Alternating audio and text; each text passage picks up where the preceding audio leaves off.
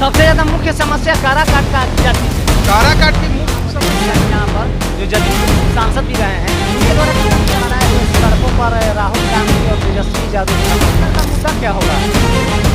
मुद्दा तो है ही नहीं। मुद्दा तो कहाँ पर आएगी उनका मानसिक संतुलन बिहार चलाने के लायक नहीं है। मैं धर्मेंद्र पाठक और आप देखना शुरू कर दिए हैं आर्यवर्त 24 न्यूज। देखिए अभी मेरी मौजूदगी इस वक्त काराकाट विधानसभा में है और देख सकते हैं कि हमारे पीछे तमाम जनता जो है बैठी हुई है और हम जानने का प्रयास करेंगे कि इस बार काराकाट विधानसभा क्षेत्र में किसका लहर है। मैं आपको बता दूं कि यहाँ के अभी वर्तमान समय के विधायक अरुण सिंह है और बीते 5 वर्षों में उनके द्वारा कितना विकास का कार्य किया गया है तो हम जानेंगे जनता से और तमाम मुद्दों पर बातचीत करेंगे कि क्या उनका कहना है कितना विकास का कार्य हुआ है। बहुत विकास हुआ है। विकास इतना हुआ है कि लोग देख रहे हैं।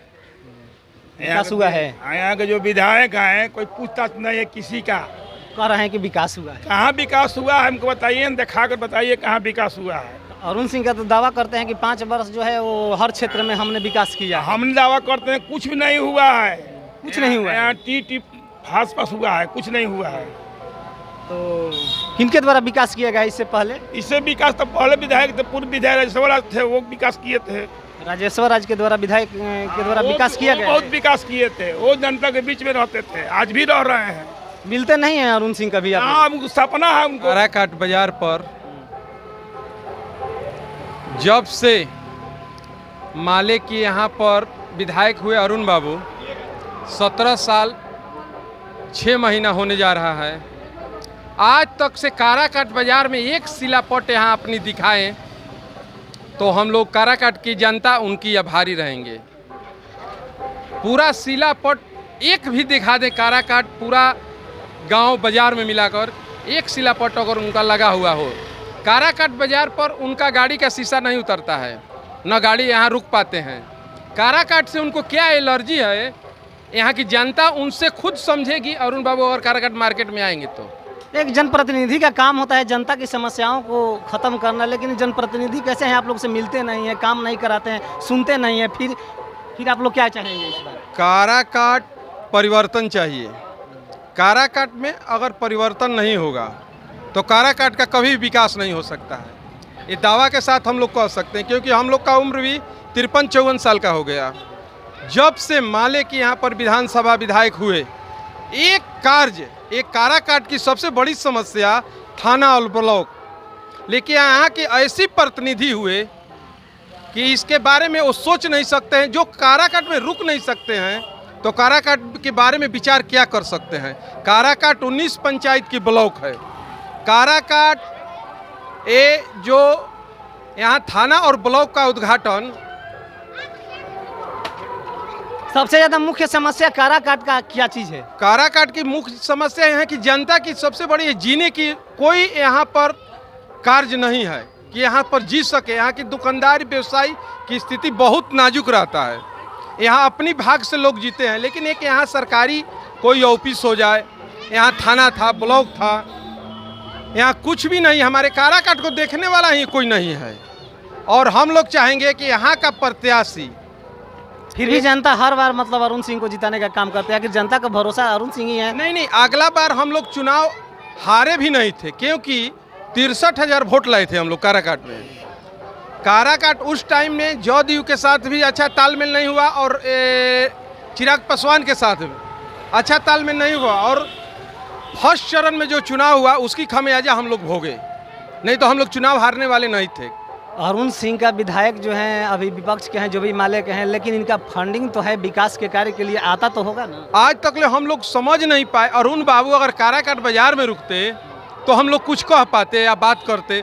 एक कार्य मान लीजिए काराकाट बाजार में नहीं रुक रहे, यहाँ मुसहर टोली है, दलित बस्ती है, यहाँ डोम टोली है, एक अपने ओर से कॉल भी गलवाए होते तो हम कहते कि एक कॉल गला हुआ है। यहाँ डोम मोहल्ला का जो स्थिति है, यही मुसहर मोहल्ला जो है एक अच्छा खासा लोग हैं, लेकिन वहाँ अभी भी उनके यहाँ जाने का अच्छा रास्ता नहीं है। वो लोग किस तरह जीते हैं, अब इसके बारे में आप लोग स्वयं जाकर देख लीजिए। बदलाव के तौर पर कई नाम आ रहे हैं सामने, बदलाव के तौर पर आप लोग किसे चाह रहे हैं? मैं सबसे पहले एनडीए गठबंधन के बिहार के मुखिया माननीय नीतीश कुमार जी को बिहार की जनता को जितनी भी सुविधाएं दी है, इसके लिए मैं तहे दिल से धन्यवाद देना चाहता हूं। लोग कह रहे हैं कि बिहार के मुखिया का तबीयत खराब हो गया है। मैं उन महागठबंधन के लोगों से मैं पूछना चाहता हूं, मेरा सवाल मैं खड़ा कर रहा हूं कि वो महागठबंधन के लोग जो राज्य चलाने की चर्चा बातें करते हैं, वो राष्ट्र के नेताओं को नाम ले रहे हैं, लेकिन कई फुटेज जारी हो रहा है। इससे तो लग रहा है कि थोड़ा बहुत कहीं ना कहीं वृद्धावस्था होने के चलते उनका संतुलन थोड़ा बहुत, इस पर आरोप लगा रहे हैं। मैं इसके लिए उम्र के ही लिहाजे मैं इसके लिए मैं बिहार की जनता के प्रति मैं आभारी हूं उस शब्द के लिए। लेकिन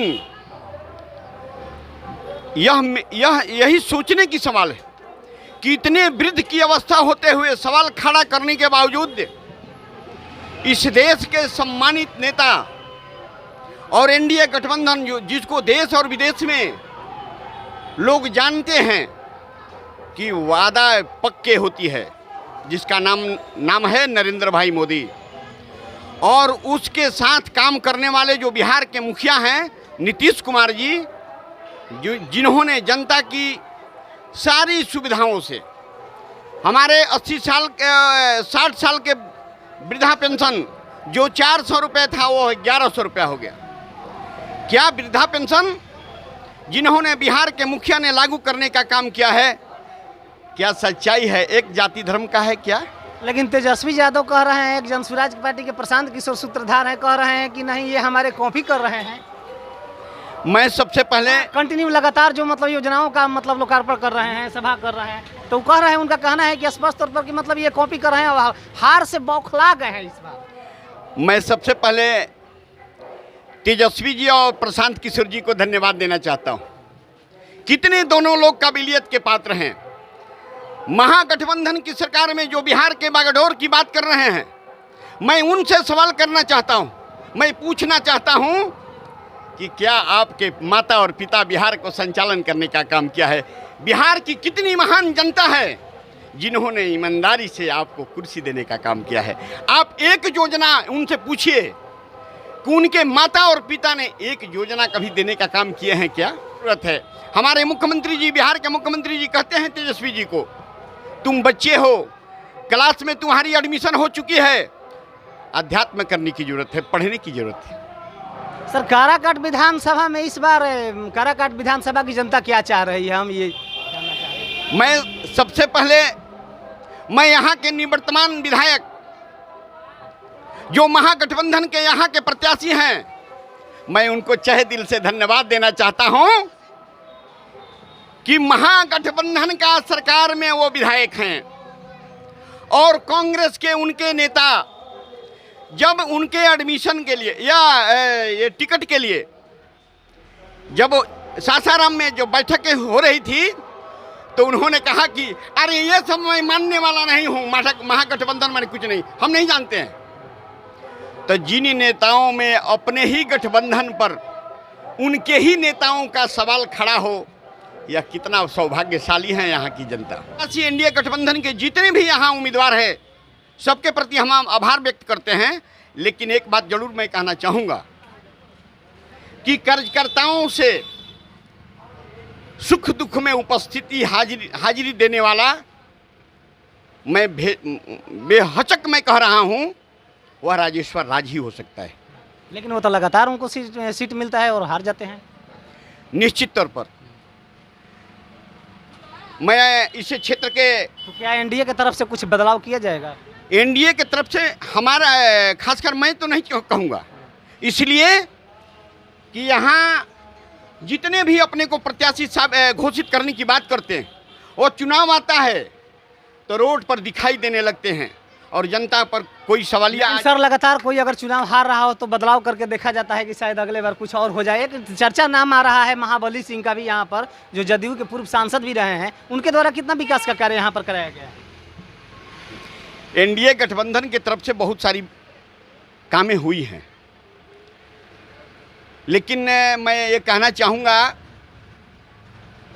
कि एनडीए गठबंधन के पूर्व के जो प्रत्याशी यहाँ रहा है राजेश्वर राज, हम चाहेंगे कि वैसे ही कार्यकर्ताओं को यहाँ टिकट होना चाहिए। मतलब एनडीए से किसी को अगर टिकट मिलता है तो आप उसका समर्थन करेंगे?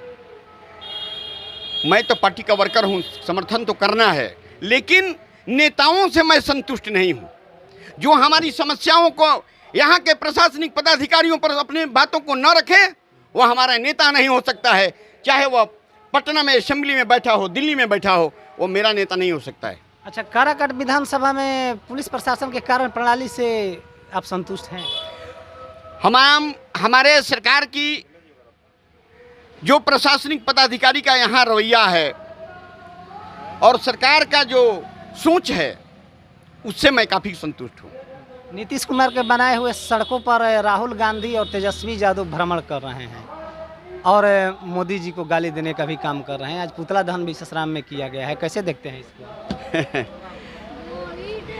ये दुर्भाग्य की बात है कि जिसका बनाया हुआ, यहाँ के बिहार के मुखिया जी कभी अपना स्टेटमेंट भी दे रहे हैं, पेपर में देते हैं कि 2005 के पहले का इतिहास को दोहराया जाए तो यही रोड 15 फीट गढ़ा था।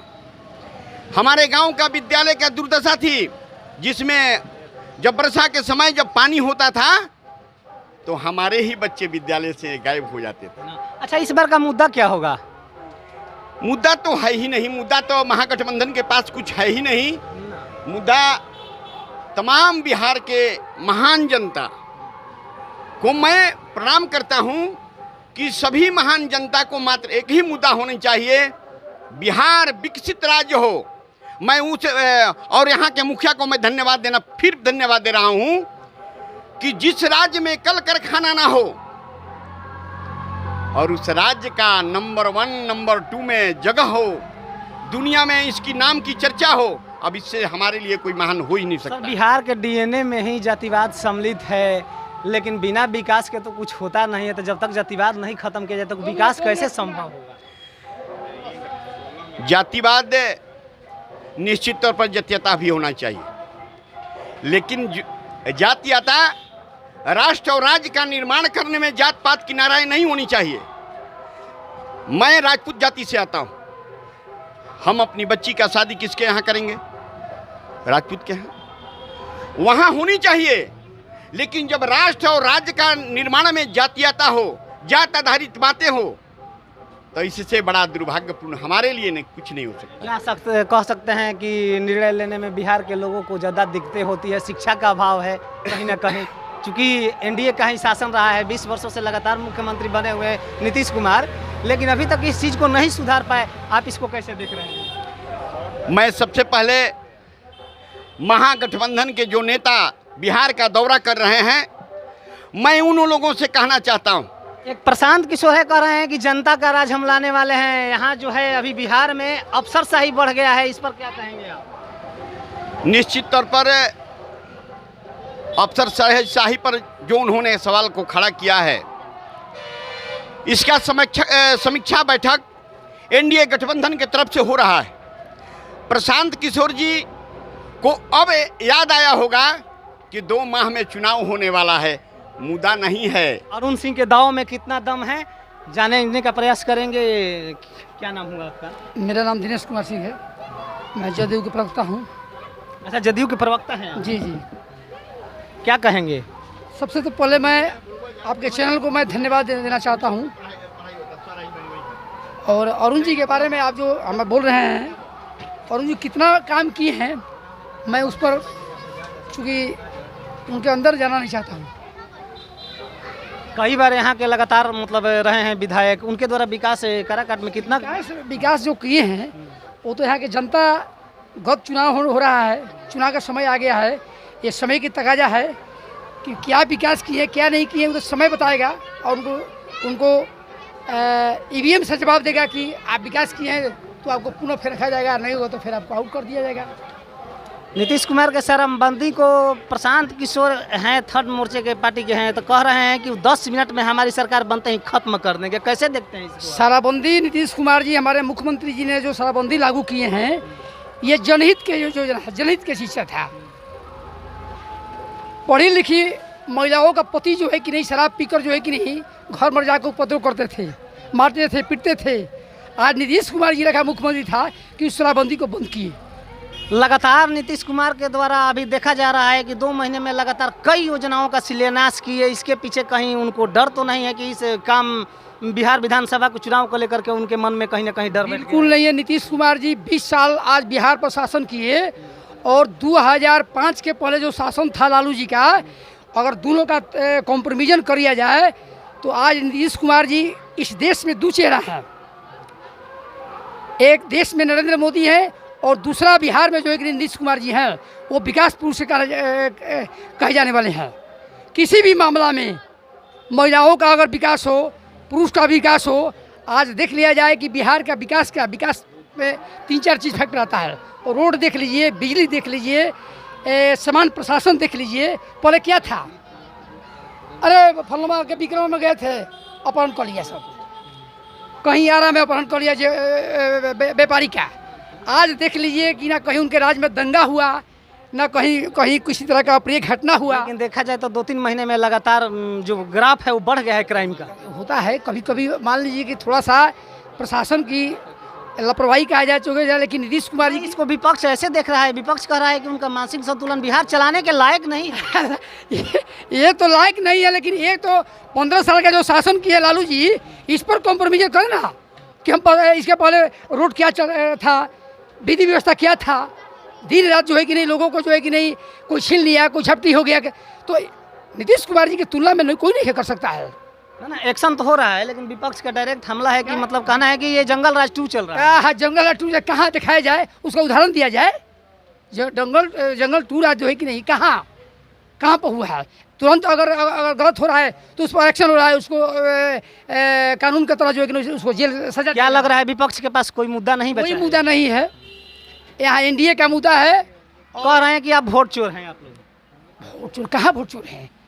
हम कहते हैं गलत आदमी का अगर वोटर लिस्ट में नाम दे दिया जाए तो ठीक है। 65 लाख लोगों का नाम कटा है। कहाँ कटा है? एक उदाहरण दे, सुप्रीम कोर्ट में लोग गए थे, क्या इसका रिजल्ट? तो अभी आप सुन रहे थे काराकाट के लोगों से हम मिले और अपने अपने बारे में लोग बताए कि नहीं, एनडीए का जो शासनकाल है वो बहुत ही अच्छा रहा है और ऐसे में विपक्ष का जो भी मुद्दा है निराधार है, कोई उसका आधार नहीं है। बाकी ऐसी तमाम खबरों को देखने के लिए बने रहें। तब तक के लिए दीजिए इजाज़त। काराकाट से धर्मेंद्र पाठक।